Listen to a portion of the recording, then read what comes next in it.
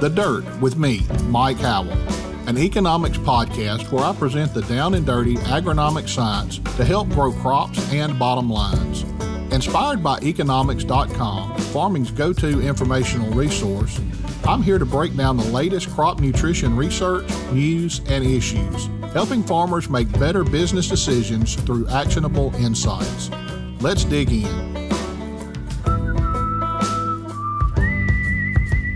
Well, hello again, everyone. Welcome back to The Dirt. We're continuing our series on sulfur from the Sulfur World Symposium. Today, we're going to bring you a few more speakers from the agronomy session that gave some research information about sulfur and sulfur nutrition.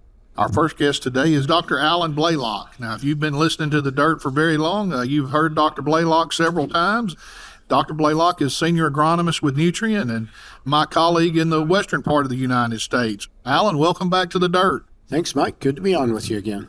Alan, I know you just finished a presentation here talking about some research papers that have recently came out, talking about sulfur and the increased use of sulfur over the last 20 years or so after the Clean Air Act, and we don't have as much free sulfur anymore.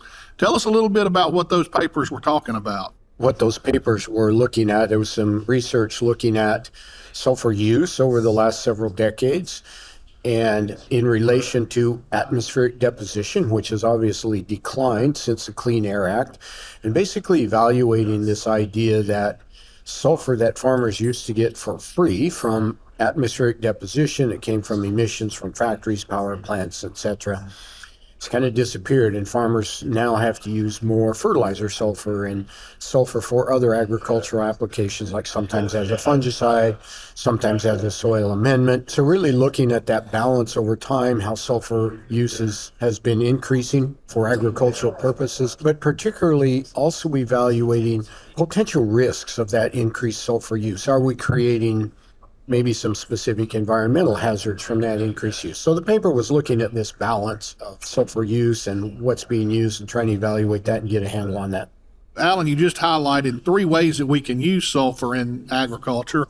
The first, and we've talked about this several times on the program, is sulfur as a use for a fertilizer. We've also talked about sulfur as a fungicide, and that's something that a lot of people really don't understand, that sulfur has some fungicidal properties. And also, we can use sulfur as a soil amendment.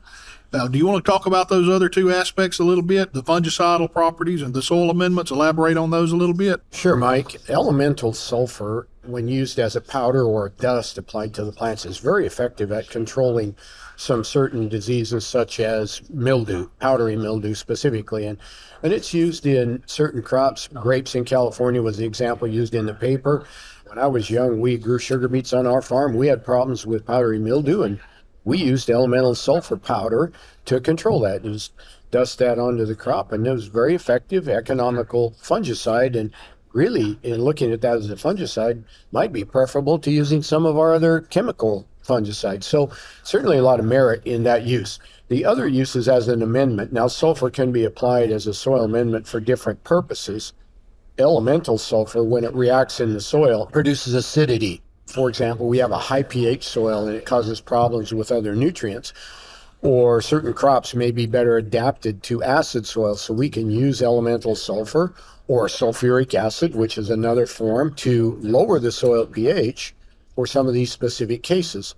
Another amendment use of sulfur is the use of gypsum, where we apply gypsum as a calcium source.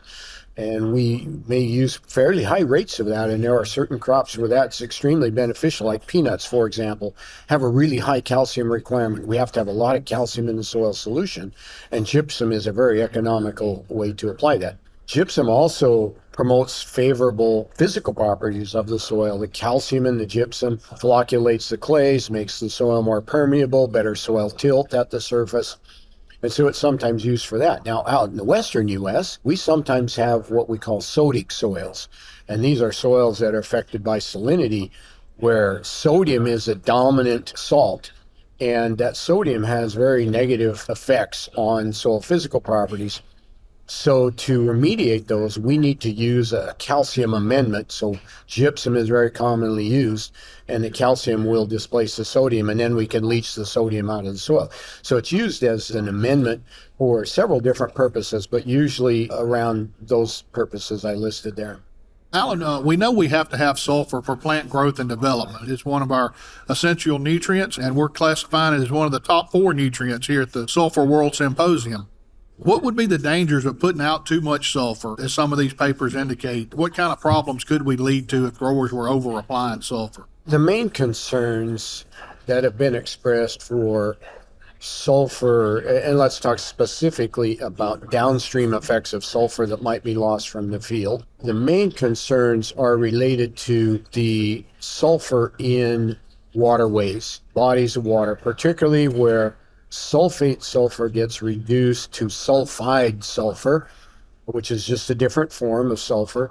But that sulfide sulfur can have some toxic effects in several different ways. And so the concerns about sulfur loss from the field and the environmental hazard, so to speak, would be the concerns about what sulfur does in those downstream bodies of water and its effect on other organisms in those bodies of water.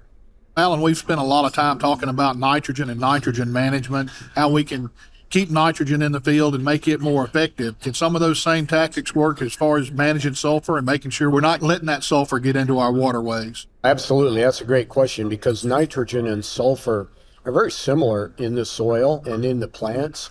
Sulfur undergoes many of the same transformations that nitrogen does. Sulfate sulfur can be leached from the soil, like nitrate nitrogen. And so a lot of these transformations, a lot of the soil chemistry, the physical behavior of sulfate in the soil, very much like nitrate. So the same practices that we use to keep nitrogen in the soil could also be used and should be used to keep sulfur in the soil, particularly sulfate sulfur, which is the plant available form. That's what plants are taking up. And so keeping that in the soil, the management to keep that in the soil would be really the same as the management for keeping nitrate in the soil.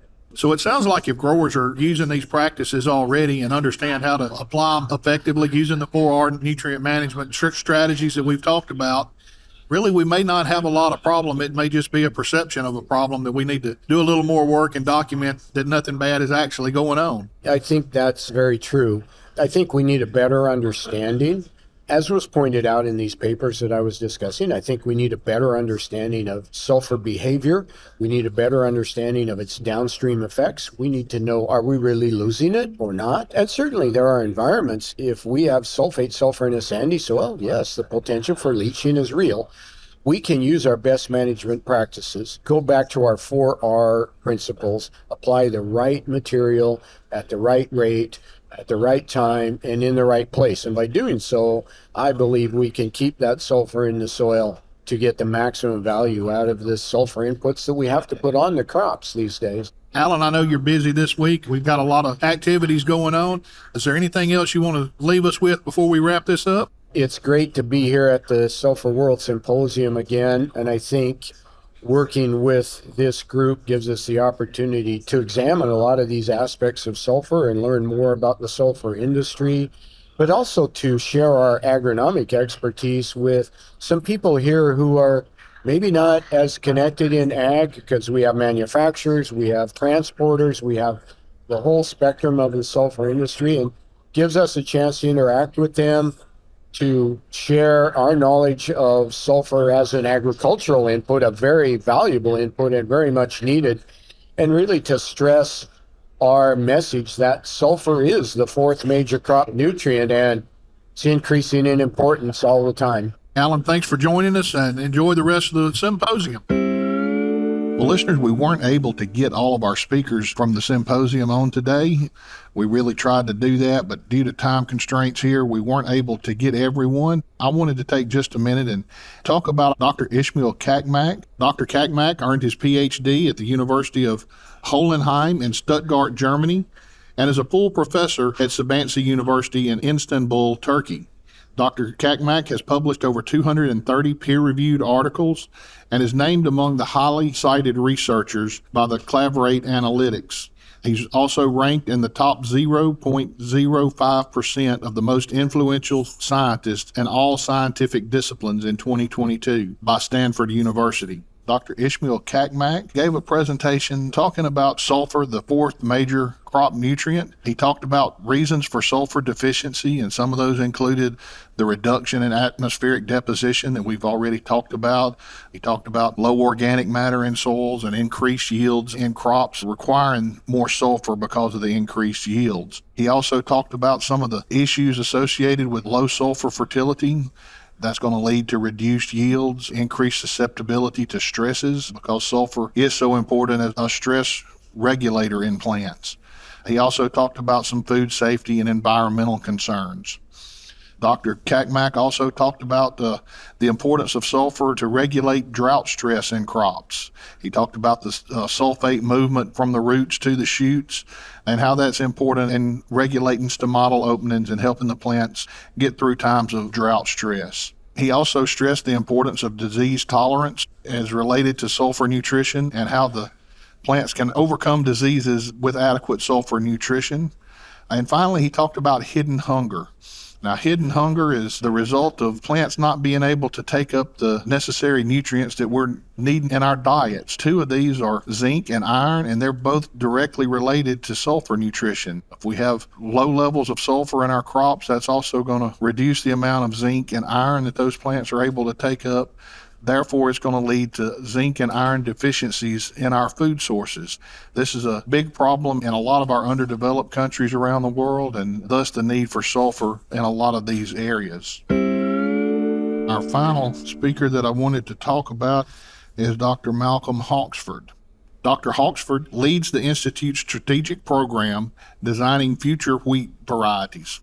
He's published widely on biochemistry and molecular biology of plant nutrition and is internationally recognized for contributions in the field of plant nutrition, particularly with regard to nitrogen and sulfur. He also leads the field phenotyping project at Rothamsted Research. Dr. Malcolm Hawksford talked about sulfur use efficiency in crops, and he did this from a physiological perspective. He talked about a lot of the drivers in this research were yield of the crops, profit for the growers, and the quality of the end product. He focuses research on genetic improvements to make more efficient crops. He talked about sulfur use efficiency and how that's related to yield, uptake of the nutrients. Another important topic that Dr. Hawksford talked about was transporters and how these transporters are necessary to get sulfur from the outside of the cells into the cells. And he identified multiple different transporters that are responsible for this process. He talked about different ways, different keys to improve efficiency, how to ensure sulfur availability, and how to get sulfur into the plants. Dr. Hawksford talked about key ways to improve sulfur use efficiency. He talked about how to ensure availability and how to make sure that we get the sulfur into the plant where it can be used. Listeners, it's time for our second segment today where we talk about a famous person in agriculture. Because we're here in Scotland, I thought it only appropriate that we continue talking about this part of the world and somebody famous from the European community. Today we're going to talk about Sir John Bennet Lawes. Mr. Lawes was born in December of 1814 and passed away in August of 1900. He was an English entrepreneur and an agricultural scientist, and he founded an agriculture experimental farm at his home at Rothamsted Manor. Eventually, this farm became known as the Rothamsted Research. It was here that Mr. Lawes developed a superphosphate, and that would mark the beginnings of the chemical fertilizer industry. Now, when Mr. Lawes was a young child, his father passed away. Lawes inherited the family home, and later he donated part of this farm to be used for agricultural research.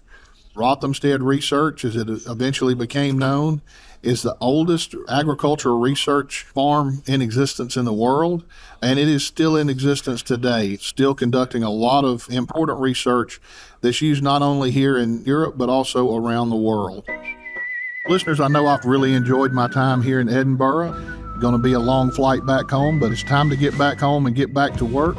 We hope you've really enjoyed the episodes that we brought you here from the World Sulfur Symposium. A lot of great information on sulfur and sulfur nutrition and how we use sulfur to produce healthy crops. For more information about sulfur, you can always visit our website at nutrien-economics.com. Until next time, this has been Mike Howell with The Dirt.